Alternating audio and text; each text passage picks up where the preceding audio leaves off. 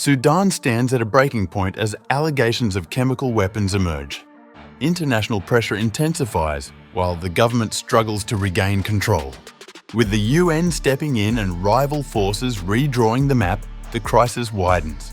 At Vertex, we examine the evidence, the warnings, and what this turning point means for Sudan's future.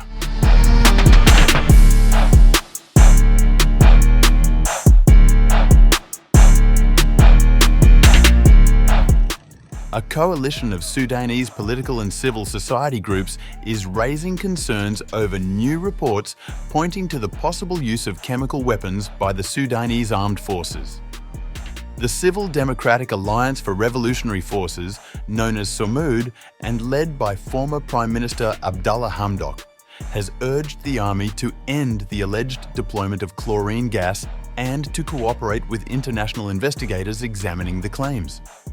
Washington has pressed Sudan's army-backed government to acknowledge these allegations and allow independent scrutiny, citing breaches of international law and the Chemical Weapons Convention. Earlier this year, the United States imposed sanctions after concluding that chemical agents were used during the conflict.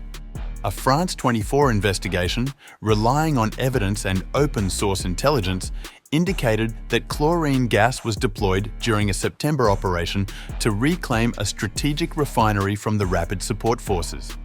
The chlorine reportedly originated from suppliers in Sudan and India, officially intended for water treatment, but appears to have been diverted for military objectives.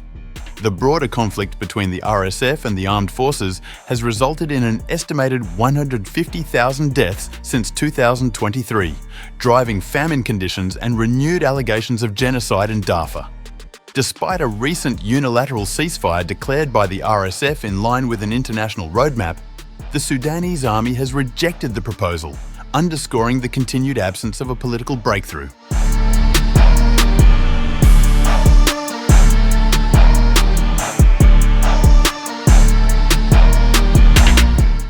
As scrutiny intensifies, the Sudanese government is emphasizing its readiness to work with the United Nations to stabilize the country and restore essential aid delivery.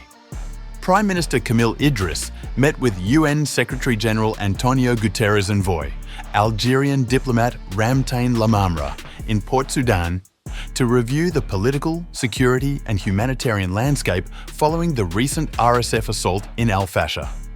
According to the Sudanese news agency, Idris highlighted the government's intention to implement a new roadmap aimed at restoring order and improving humanitarian access.